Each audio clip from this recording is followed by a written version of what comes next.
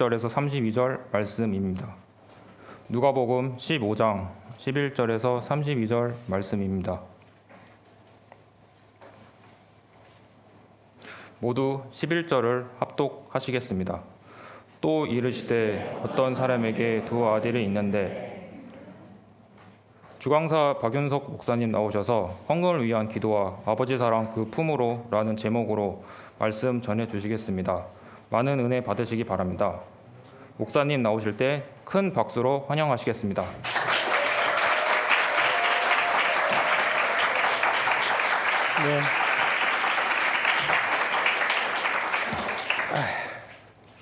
그 박수하는 거 멘트에 있는 거죠?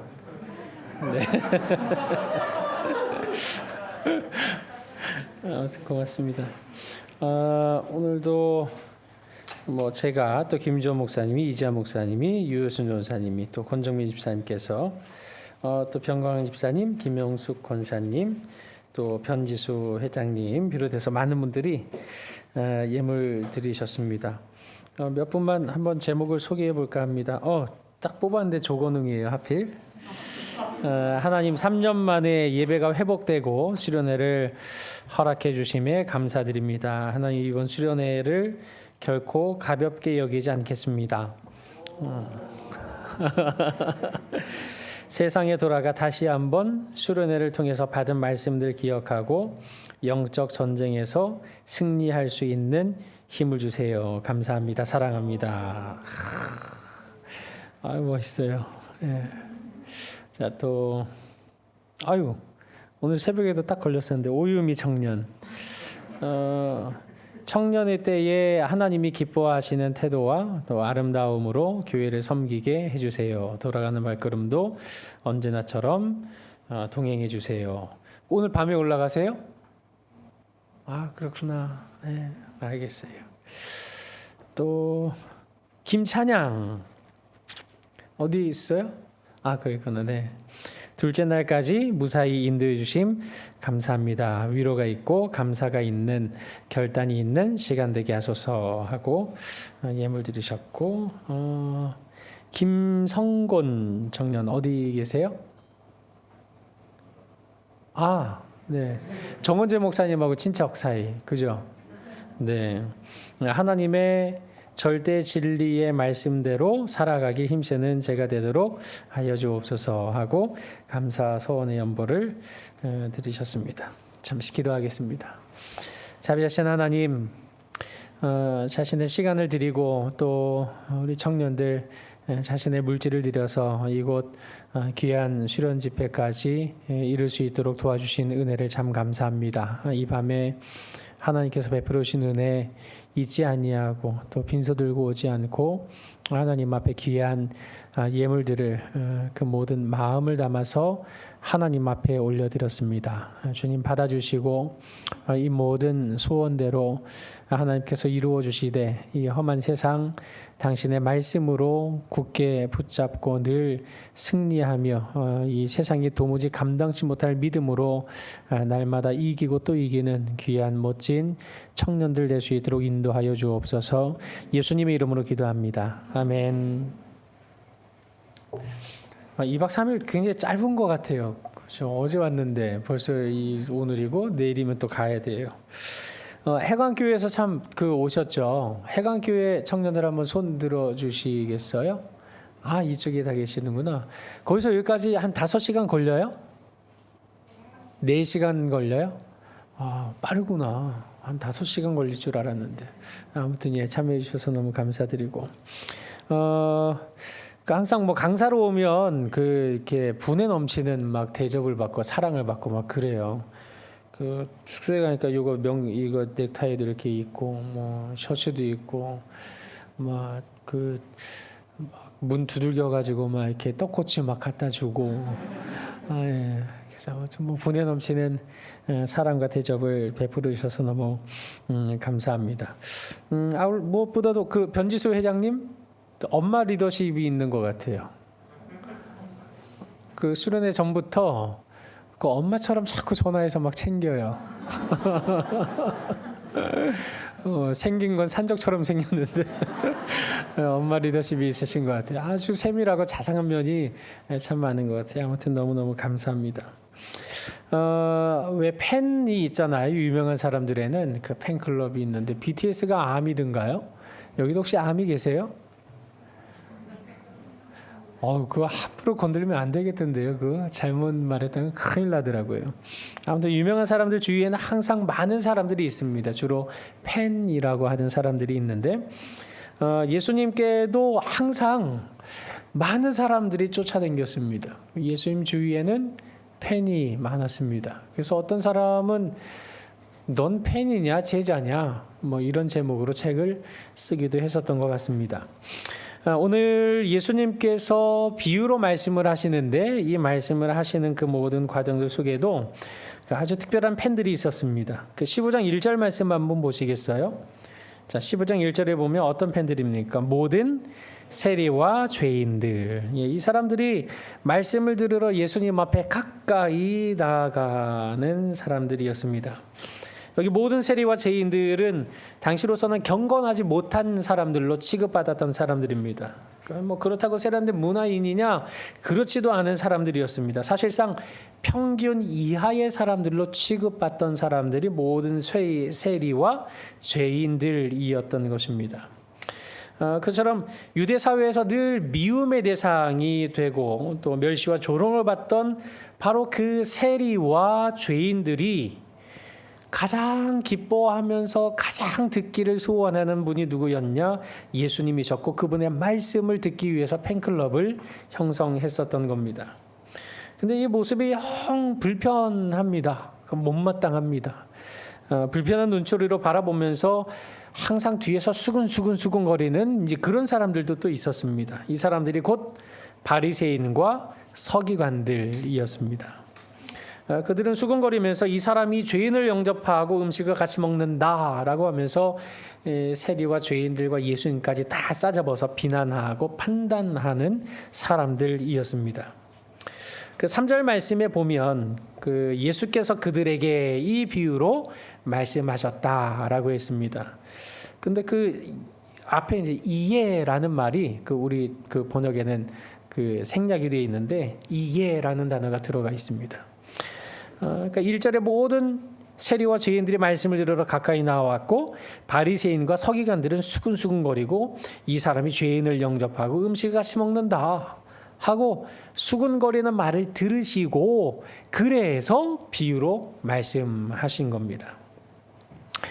예수님께서는 그 누가복음 15장에 기록된 아주 유명한 세 가지의 비유를 말씀하셨는데 첫 번째가 잃은 양의 비유, 또 두 번째가 드라크마의 비유, 그리고 오늘 우리가 살펴볼 것이 이른바 탕자의 비유로 알려져 있는 그런 말씀입니다. 우리는 지금 집 나간 아들이 회개하고 돌아오는 것 여기에만 보통 이렇게 이 비유에 초점을 맞추기 때문에 그 탕자의 비유라고 일컫지만 실제 이 비유의 의미는 탕자에게만 국한되어 있는 것은 아닙니다. 오늘 본문의 비유를 예수님께서 말씀하시게 된 계기는 모든 세리와 죄인들 때문이기도 하셨지만 수군거리는 바리새인들과 서기관들 때문이기도 했던 것이기 때문입니다. 다시 말해서 본문의 비유는 탕자의 회개에도 초점이 맞추어져 있지만 큰 아들, 맏아들의 존재에 대해서도 놓쳐서는 안 될 의미가 있다는 사실을 우리는 염두에 두어야 됩니다. 우리가 잘 알고 있는 탕자, 둘째 아들이 아버지에게 찾아와서 뭐 합니까? 유산을 달라고 요구를 합니다. 예수님의 이 비유를 들었던 그 당시의 사람들은 아들이 살아있는 아버지에게 유산 주십시오라고 말했다. 이런 아들이 있었다 하고 이제 옛날 얘기처럼 예수님이 하셨을 거 아니에요. 이 얘기를 들었을 때 그 주위 사람들은 다 수근수근 거렸을 거예요. 이런 버르장머리 없는 자식이 있나? 무슨 살아있는 아버지한테 유산을 달라고 해? 하고 아마 웅성웅성 했을 겁니다. 왜냐하면 당시로서는 살아있는 아버지에게 유산을 요구하는 건 있을 수 없는 일이기 때문입니다. 그러니까 이것은 마치 도대체 아버지 왜 빨리 안 돌아가고 아직까지 살아 계십니까? 빨리 돌아가셔야 그 유산을 제가 좀 받아 누릴 수 있는 것 아닙니까? 이런 말과 동일한 말로 여겨졌기 때문입니다. 그런데 아버지가 나타내는 반응에 사람들은 한 번 더 탄식하고 말았습니다. 그런 버르장머리 없는 자식, 혼쭐을 내주어야 함에도 불구하고 이 아버지가 어떻게 합니까? 순순히 자기 살림을 내줍니다. 그 살림이 원어적인 의미로 따져가면 이제 생명을 내주었다라는 의미로도 볼 수 있는 그런 그 표현입니다. 이제 자기 뜻대로 유산을 물려받은 둘째 아들은 더 이상 그 누구의 간섭도 받지 않고 자기만의 삶을 살 수 있게 됐다라고 아마 생각했을 겁니다. 이제부터 난 내가 살고 싶은 대로 살면서 거기에서 내 참자와 나의 행복을 발견하고 말 것이다 라고 아마 마음에 기대를 했을 겁니다. 그런데 며칠 안 되어서 이 둘째 아들의 별칭이 뭐예요? 탕자잖아요. 그 이름에 딱 걸맞게 모든 재산을 다 낭비해 버리고 만 겁니다. 누구의 간섭도 받지 않는 세상, 완전한 기쁨과 행복이 있을 것이라고 생각했던 그런 기대가 있었지만 이내 얼마 지나지 않아서 모든 것들이 허망할 뿐임을 체득했던 것입니다. 그래서 결국 이 둘째에는 회개할 마음이 일어나게 되었습니다. 회개할 마음이 일어나게 된 때가 언제였습니까? 혹시 거기 본문에서 몇 절에 그게 있을까요? 17절.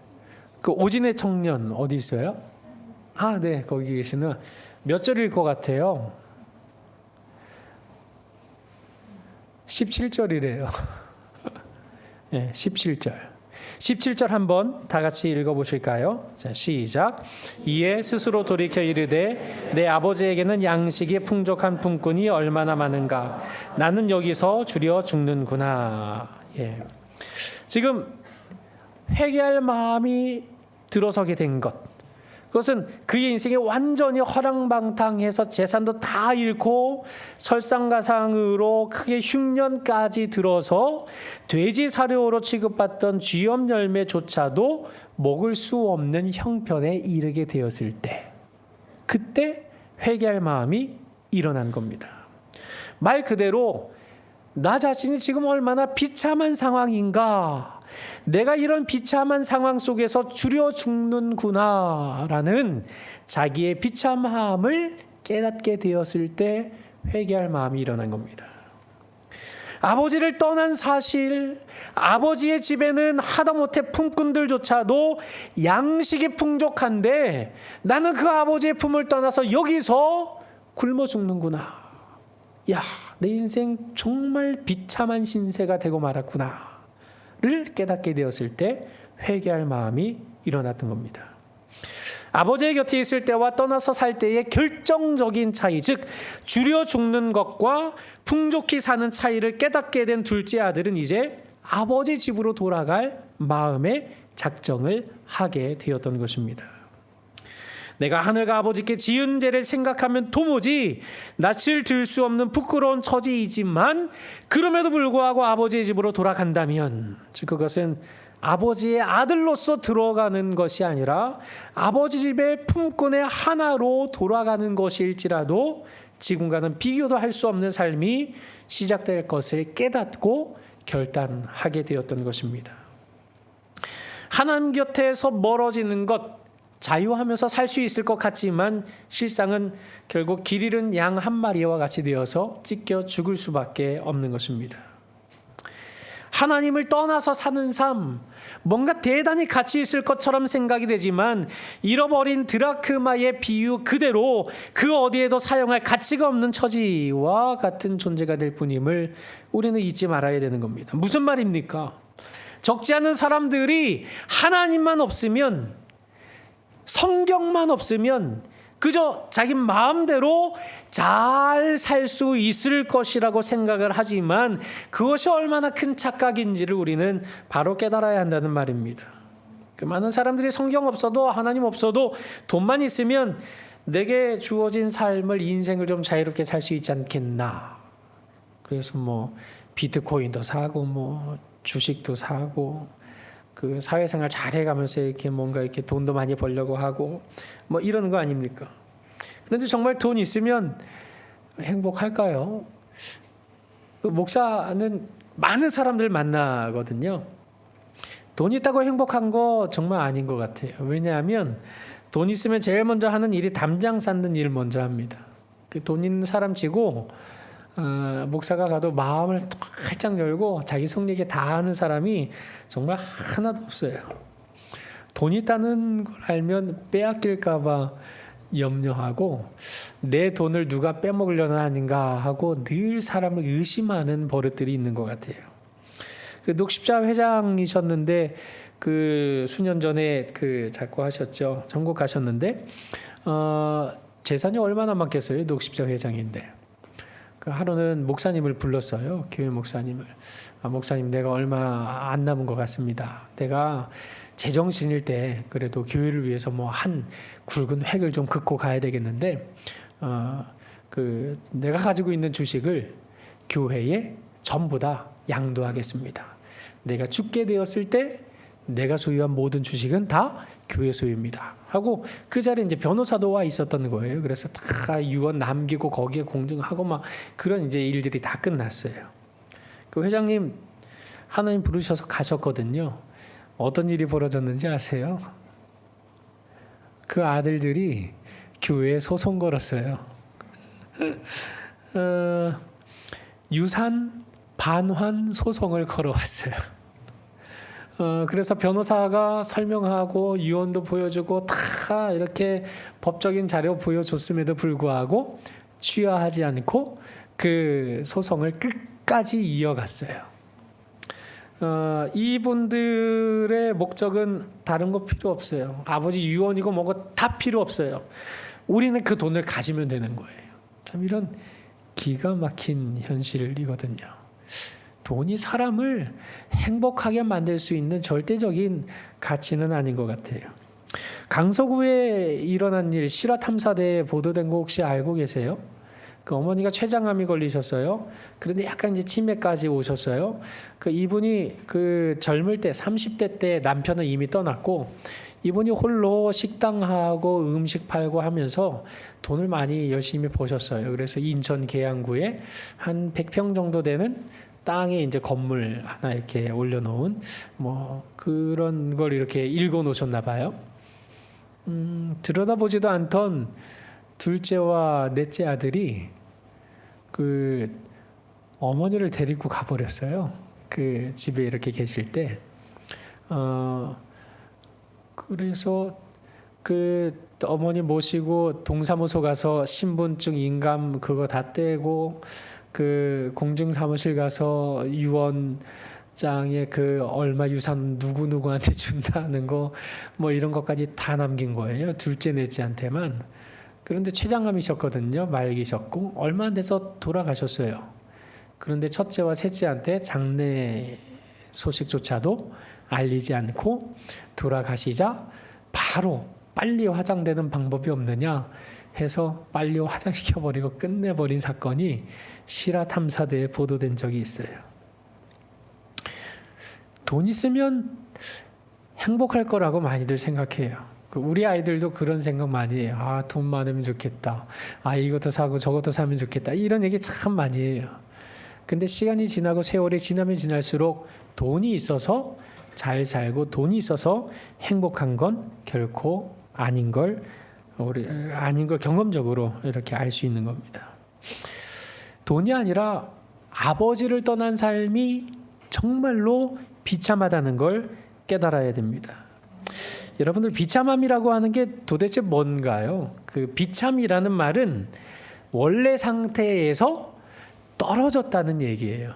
그러니까 마치 부잣집에서 태어난 아들이 가산 다 탕진하고 3평짜리 고시원 방에 홀로 들어가서 컵라면 끓여 먹으면서 살아가는 것. 뭐 이거 비참한 상황이 되는 거죠. 이렇게 비참은 떨어졌을 때 어떤 원래 상태에서 떨어졌을 때 느끼는 감정이 비참함이라고 얘기를 합니다. 그렇다면 비참함, 원래의 상태가 있다는 얘기 아닙니까? 그렇다면 원래 상태의 아름다움은 도대체 어떤 겁니까? 그것은 바로 죄로 타락하기 이전에 에덴을 말하는 것인데, 그 죄로 타락하기 전에 에덴이 어떤 곳이었을까? 많은 분들이 물질적인 것, 또 내 몸이 편안한 것, 뭐 이런 쪽으로 생각을 합니다. 사실 뭐 저도 어렸을 때 그렇게 생각을 했었고요. 아담과 하와가 죄를 짓지 않았다면 에덴 동산에 살 수 있었어. 그러면 그 세상은 어떤 세상일까 하고 주일학교 때 한참 생각했던 적이 있습니다. 뭐 신선 노름하면서 과일 따 먹고, 뭐 기린 꼬리 잡고 올라가서 목에 타서 뭐 미끄럼 타고, 그러니까 뭐 이런 것들을 상상했었던 기억이 있습니다. 뭐 많은 분들이 다 그 원래 상태를 그런 식으로 상상을 하게 될 겁니다. 그러나 여러분, 그건 신자 아니라 불신자들도 그런다고는 생각하지 않습니까? 그런 것은 무릉도원이 될 뿐이지 원래 상태의 아름다움이 있는 에덴은 될 수 없는 겁니다. 하나님과 상관없이 그저 우리 육신에 좋은 이상세계, 이런 세계는 성경이 그리고 있는 우리의 원래 상태, 원죄 이전의 아름다운 상태를 말하는 것이 결코 아닙니다. 오히려 성경이 그리고 성경이 그리고 있는 우리의 타락 전 완전한 아름다움의 상태인 그 원래 상태는 하나님과의 관계라는 관점에서 볼 수 있어야 됩니다. 다시 말해서 우리의 참된 낙원은 육신적인 행복함이 기준이 되는 것이 아니라 하나님 안에 있고 하나님 품에 있는 것, 그것이 진정한 행복, 진정한 원래의 상태였다라는 사실을 우리는 기억해야 하는 겁니다. 원래 상태가 도대체 어떤 상태입니까? 하나님 품 안에 있는 상태라고 하는 게 도대체 어떤 상태이겠습니까? 하나님을 사랑할 수 있고 이웃을 사랑하는 삶, 하나님과의 온전한 관계 속에서 하나님을 사랑할 줄 알고 옆에 있는 형제들 자매들 미워하지 않고 시기하지 않고 질투하지 않고 온전하게 사랑하고 섬길 수 있는 삶, 바로 그런 삶, 그런 상태가 우리의 원래 상태, 원래 하나님과 교제하는 아름다운 상태라는 사실, 아름답고 복된 모습이었다는 사실을 우리는 알아야 됩니다. 우리가 비참하다는 것은 바로 그 상태에서 떨어지고 말았다는 것을 말하는 겁니다. 그 원래 상태에서 죄로 인해 떨어지고 말았다. 그게 우리의 비참함이다. 그게 우리의 비참한 상황이다. 이걸 깨달으면 우리 어떻게 해야 됩니까? 다른 것 다 필요 없습니다. 그냥 하나님께로 다시 돌아가는 길밖에는 없는 겁니다. 떨어져 있으면 원래 상태로 돌아가야 하고, 구덩이에 빠졌으면 빨리 탈출해야 되는 것이고, 잘못된 길로 빠졌으면 빨리 다시 제자리로 돌아오는 것, 이것이 비참한 상황에 있는 우리가 할 수 있는 유일한 방법인 겁니다. 하나님 떠나선 내 맘대로 살면 된다, 내 뜻대로 살고 싶다, 이게 얼마나 비참한 것인지를, 이런 사고방식이 얼마나 위험하고도 얕은 인생관인지를 깨닫게 될 때, 그런 나 자신의 비참함으로부터 회개하는 심정을 가지고 더 늦기 전에 아버지의 품을 향해서 돌이켜야 하는 것입니다. 이제 돌이켜서 아버지 집을 향해 돌아가는 둘째는 아버지를 만날 순간을 머릿속으로 끊임없이 되뇌고 있습니다. 아버지 만나면 뭐라고 할까? 아버지 만나면 나는 뭐라고 말할 수 있을까?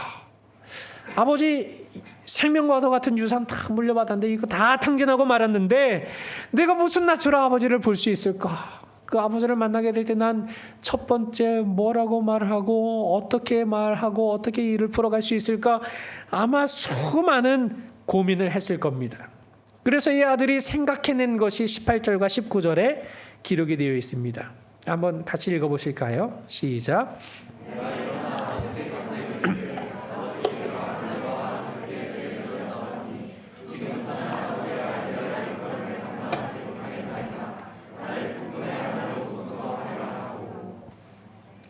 네. 이 둘째는 내가 아버지 앞에 큰 죄를 저지르고 말았습니다. 정말 아버지를 배울 면목이 없는 존재이지만 그래서 저를 다시 아들로 받아달라는 말이 아닙니다. 저를 아들로서 받아주시는 것이 아니고 그냥 단지 아버지 집에 있는 그 수많은 품꾼들 중에 하나 정도로만 저를 받아주셔도 너무너무 감사하겠습니다. 이 말을 계속 되뇌이면서 아버지에게로 돌아갔던 겁니다. 근데 그때 집으로 돌아오는 둘째를 발견한 아버지가 어떻게 합니까? 이 아버지는 그 둘째 아들을 발견하자마자 열심히 뛰어서 달려가는 겁니다. 이 비유의 말씀이 전해지던 당시 고대 근동 사회에서 남자들은 바지 안 입습니다. 그 왜 가끔 공항 같은 데 가면 아랍 왕자 뭐 이렇게 보잖아요. 그 치마 같은 원피스거든요. 그래서 어른들이 뛰는 것, 남자가 뛰는 것, 그건 막 하체가 드러나는 일인 거예요. 그 정말 체면을 구기는 일, 해서는 안 되는 일이었던 거예요. 그런데 이 아버지가 그 둘째 아들을 저 멀리서 오는 그 둘째 아들을 보자마자 어떤 행동을 합니까? 체면이고 뭐고 다 필요 없어요. 기다리던 둘째가 저기서부터 오는 거예요. 매일매일 기다리던 이 아버지, 그 둘째를 보자마자 그냥 그 즉시로 달려나가서 그 아들을 측은히 여기는 마음으로 그의 목을 부둥켜 안고 그에게 입을 맞추었던 것입니다. 제가 어렸을 때 살던 동네 가난한 동네였어요. 그런데 옛날에는 안전의식이 없었는데 그 가난한 동네에는 안전의식이라고 할 게 더 없는 동네였죠. 왜 맨홀에 얼마 전에 비 많이 왔을 때 빠져서 사람 죽었잖아요. 이제 그런 큰 구멍을 파놓고 거기에 하수구가 내려가도록 해놓고 그리고 이제 그 위에 없으니까 뚜껑을 안 덮어놓은 거예요.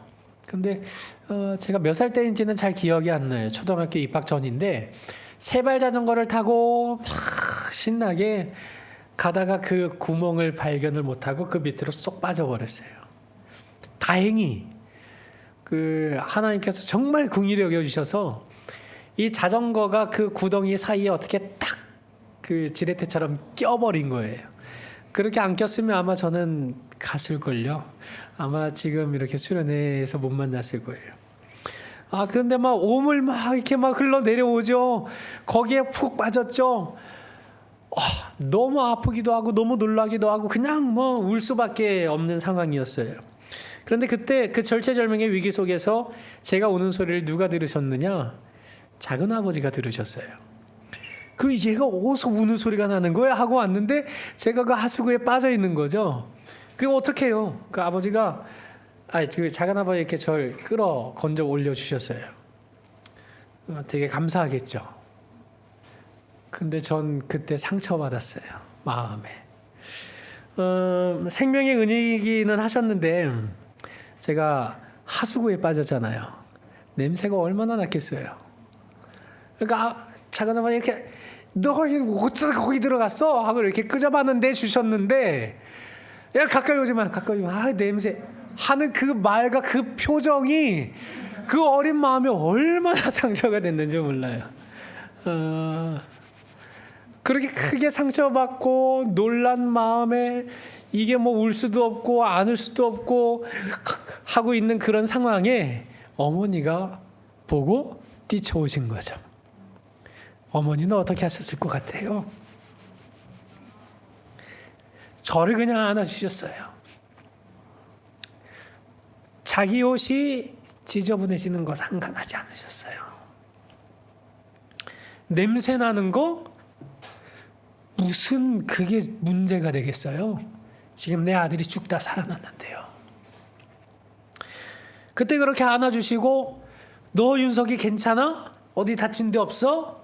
어유 내 새끼 하면서 절 데리고 가서 이렇게 깨베껴가지고 이렇게 막 씻어주셨는데 그리고 나서 새 옷으로 딱 갈아입고 엄마 품에 있는데 얼마나 그 시간이 좋고 행복했는지 지금 생각만 해도 너무너무 좋은 시간이었습니다. 오늘 비유 속에 등장하는 둘째 아들의 삶이 어땠습니까?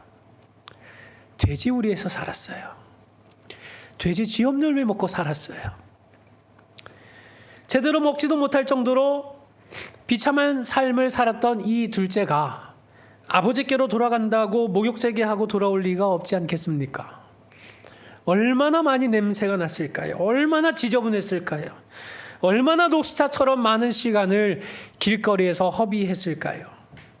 정말 이루 말할 수 없는 온갖 냄새로 범벅이 된 둘째였지만 그 아버지의 사랑은 그런 냄새, 그런 지저분함 아무 상관할 것이 되지 않았습니다.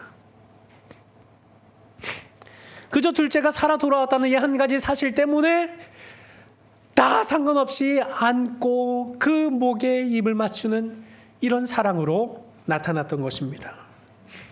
우리가 아무리 세상에서 냄새나는 죄를 짓고 아무리 다시 하나님 앞에 또 돌아올 만큼 면목이 없는 그런 반복된 죄가 있다 할지라도 하나님께서는 돌아오는 그 아들을 결코 외면하지 않으시고 모른 척하지 않으시고 그 품에 안아주시는 분이십니다. 근데 오늘 성경에 보면 거기 21절 말씀에 보면 지금부터는 아버지의 아들이라 일컬음을 감당하지 못하겠나이다 라고 그 뒤에 조그만하게 1하고 숫자가 써 있죠. 그죠? 다 있죠. 그리고 그 1 하면 맨 밑에 들어가면 이렇게 되어 있어요. 어떤 사본에 나를 품꾼의 하나로 보소서가 있음. 그러니까 성경 원본은 지금 없잖아요. 이제 사본 다 필사본이라고요. 그래서 이렇게 필사하다 보면 뭐 오타가 날 수도 있고 뭐 몇 마디 몇 단어 빠질 수도 있고 뭐 그래요. 그래서 이런 사본들을 다 모아가지고 어떤 게 정말 하나님의 말씀이겠냐 해서 이렇게 맞춰봐요. 그런데 어떤 사본에는 나를 품꾼의 하나로 보소서가 있음. 그런데 오늘 우리 개역개정 성경에는 이 사본 어떤 사본에는 이 말씀은 딱 빼놨어요. 왜 빼놨을까요? 이 아들은 아버지를 만나면 내가 뭐라고 말할까 계속 내내고 연습했을 거예요. 연극 대사 연습하는 것처럼 아버지 내가 정말 큰 죄를 지었습니다. 내가 지금부터는 아버지 아들의 일컴을 감당치 못하겠습니다. 나를 품꾼의 하나로 보소서까지가 외운 대사였어요. 그런데 나를 품꾼의 하나로 보소서라는 말이 나오기도 전에 아버지는 나를 확 안아버리신 거예요. 나를 품꾼의 하나로 보소서라는 말을 내뱉지도 못할 만큼 확 안아버리신 거예요. 그리고 그 아들의 말을 끊어버린 채 제일 좋은 옷 입히고 손에 가락지를 끼우고 발에는 신까지 신기는 정말 말할 수 없는 놀라운 은혜와 사랑을 나타내었던 것입니다. 우리도 딱 마찬가지입니다. 하나님께로 돌아갈 때 진정한 기쁨과 평안을 아버지 되시는 하나님의 은혜로만 우리는 맛볼 수 있는 겁니다. 아버지께로 돌아갈 때 우리는 그 모든 비참함으로부터 온전히 회복될 수 있는 것입니다. 재미는 세상도 줄 수 있어요. 그런데 평안은 하나님만이 주실 수 있습니다. 참 쉼과 참 안식은 하나님께만 있기 때문입니다. 하나님이 주시는 힘은 세상이 주는 것과 다릅니다. 세상이 주는 쉼이라고 하는 것은 시간 지나면 지겹고 권태, 좀 있으시고 그런 쉼이더라고요. 왜냐하면 세상이 주는 쉼은 불완전하기 때문입니다. 그러나 하나님이 주시는 쉼은 정말로 완전하고 참 평안과 참 자유를 주시는 것입니다.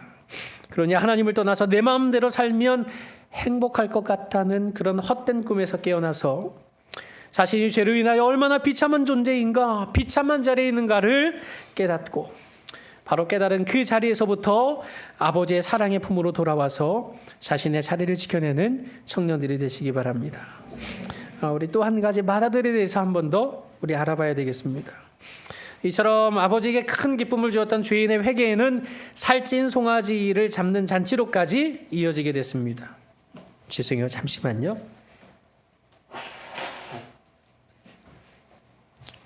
이거 누가 빨아요?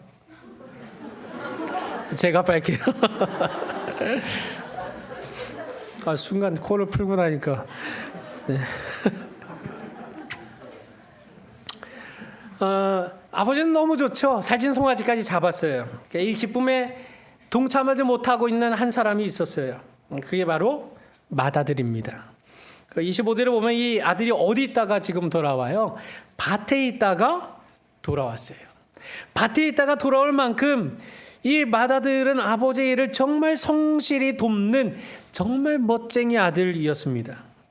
여러 해 동안 아버지를 섬겨서 명을 어기지 않았던 그 이 맏아들은 그 그 아버지의 살림을 창녀들과 함께 삼켜버린 둘째와는 비교 자체가 무색할 만큼 정말 모범적인 아들이었습니다. 하지만 그 내용을 면밀히 들여다보면 그가 아버지를 섬긴 태도는 아버지를 위해 일하는 아들이 아니라 아버지에게 고용된 노예처럼 일했던 것을 발견할 수 있습니다.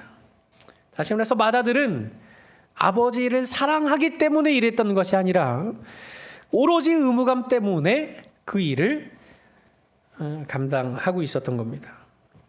예수님의 비유 가운데 둘째 아들이 세리와 죄인들을 이렇게 의미한다고 한다면 첫째 아들은 누구를 비유한 것이겠습니까? 앞서 말씀드렸던 그쵸? 바리새인과 서기관들을 의미합니다. 한번 상상해 보시기 바랍니다. 바리새인들, 서기관들 얼마나 모범적인 종교인들이었습니까? 저들의 행동과 율법을 준수하고 연구하는 자세, 구약 성경을 대하는 필사하는 그런 그 태도, 이런 것들은 누가 봐도 정말 흠잡을 데 없는, 나무랄 데 없는 맏아들과 같은 모습이었습니다. 하지만 그들의 순종이라고 하는 것은 단지 의무감에서 비롯된 것일 뿐 하나님을 사랑함이 원동력도 아니고 하나님을 섬기는 것도 더더욱 아니었던 것입니다. 결국 맏아들은 결정적으로 잃은 아들을 찾은 아버지의 기쁨에 전혀 동참하지 못했습니다. 죽었다가 살아났으며 잃었다가 다시 얻은 아들 때문에 기뻐하는 이 아버지의 마음을 헤아리고 이해하기는커녕 자신처럼 모범적인 아들을 위해서는 염소 새끼라도 내어주지 않은 이 사실에 대해서만 지금 노를 바라고 있었던 겁니다. 그가 아버지에게 지금 내뱉고 있는 이 말들, 이 어투가 오늘 성경에는 잘 나타나 있지 않지만 그 원문에는 어느 정도 좀 드러나 있습니다. 지금 맏아들은 마치 아버지를 딱 앉혀놓고 훈계하듯이 말하고 있는 겁니다. 아버지, 보세요. 내 말을 한번 들어보세요. 하고 얘기하고 있는 겁니다. 룩! 하고 보세요. 이 상황을 보시라고요. 지금 이렇게 얘기하고 있는 겁니다. 이 아들이 말하는 게 뭡니까? 29절에 있는 말씀에 보면 그 내용은 결국 이겁니다. 보세요, 아버지. 내가 종처럼 아버지를 섬긴 일이 몇 년이었던가요? 내가 종처럼 아버지 밑에서 일했던 게 지금 자그마치 몇 년째입니까? 그런 나에게는 염소 새끼라도 내어주셨던 적이 있었습니까? 그런데 지금 아버지의 살림살이를 창녀들과 함께 삼켜버린 이 아들이 돌아왔다고 살찐 송아지를 정말로 잡으셨다고요? 그거 사실이에요? 하고 지금 아버지를 몰아세우고 아버지에게 노를 바라고 있는 겁니다. 지금 맏아들은 자기 동생에 대해서 뭐라고 표현하고 있습니까? 이 아들이라고 말하고 있습니다. 자기 동생 아니라 이거예요. 그 아버지 재산 다 탕진하고 돌아온 아버지의 이 아들이라고 말하고 있는 겁니다. 지금 이 맏아들은 자기가 세운 기준을 근거로 해서 이런 놈은 내 동생이 될 수 없습니다. 아버지의 아들인지는 모르겠지만 이 아들은 적어도 내 동생은 아닙니다. 라고 말하고 있는 겁니다. 지금 이 모습이 누구의 모습입니까? 바로 바리새인들과 서기관들의 모습입니다. 이들은 세리와 죄인들을 자기들이 세운 기준에 맞추어서 그 기준에 합당하지 못한, 이르지 못한 가치 없는 존재로 판단하고 무시하고 비난했었던 것입니다. 그런데 오히려 예수님은 그들을 영접했고 그들조차 그들과 함께 교제를 나누었으니 그런 긍휼히 여기는 모습, 이건 바리새인들과 서기관들로서는 이해할 수 없는 겁니다. 도대체 기준에 못 미치는 저 인간들과 왜 같이 식탁에 교제를 나누시는가? 왜 같이 말씀을 나누시는가? 왜 대화를 나누시는가? 야, 이거 정말 이상한 분이시다 라고 자기들의 기준을 가지고 모든 것들을 다 판단했던 겁니다. 이런 맏아들의 모습이 우리에게는 있지 않습니까? 내 기준에 미치지 못하는 자들과 함께 교제하고 즐거워하시는 예수님을 이해하지 못하는 사람이 곧 맏아들과 같은 사람이 되고 마는 것인데, 아니 어떻게 이런 사람이 우리 청년에 있을 수 있나? 저 사람 정말 믿는 거 맞나? 저 사람하고 같은 조야. 어떻게 이럴 수 있나? 어떤 자기만의 기준을 가지고 얘기를 하기 시작한다면 그건 정말 오늘의 바리새인과 서기관들의 모습과 다를 것이 그 무엇이겠습니까? 이런 자들에게서 과연 잃었던 것을 찾게 되는 기쁨이라는 것을 찾아볼 수 있겠습니까? 아마도 오직 자신만의 잣대와 기준을 가지고 판단하려는 냉철함과 정죄와 경멸의 차가운 시선만 발견되고 말 것입니다. 예수 그리스도의 마음을 가지셔야 됩니다. 내가 하는 일이 중요한 것이 아닙니다. 죄인 하나가 돌아올 때 기뻐하실 아버지의 마음이 어떠실까를 바라보며 그 즐거움에 동참해야 하는 것입니다. 내가 아무리 법을 지키고 온갖 봉사를 다하고 충성을 다해도 그 아버지의 기쁨에 동참하지 못하는 것, 다 의미 없는 일이 되고 말 것입니다. 교회가 어떤 곳입니까? 교회는 결단코 일정한 신앙의 기준과 수준을 통과한 사람들이 모이는 곳이 교회가 아닙니다. 도리어 교회는 자신을 세리요 죄인이라고 고백하는 사람들이 모이는 곳입니다. 교회는 죄인을 영접해 주시는 예수님께서 차려주신 식탁에 둘러앉아 죄사함의 은혜와 기쁨을 나누는 곳입니다. 주 안에서 함께 살아가는 사람들이 모여있는 곳이 바로 교회인 것입니다. 그런 까닭에 참된 성도라고 한다면 자기의 신앙을 기준으로 남을 판단하기에 앞서서 그 한 영혼이 하나님 앞에 온전히 세워지고 그 한 영혼이 하나님께로 돌아온다는 이 놀라운 사실의 기쁨을 발견하고 그 기쁨에 함께 동참할 수 있어야 하는 것입니다. 여러분 주위 사람들 한번 좀 돌아보시죠. 자기 옆에 있는 사람, 앞뒤에 있는 사람 한번 보십시오. 혹시 그 사람들 중에 하나님의 형상으로 지음받지 못한 사람이 한 사람이라도 있겠습니까?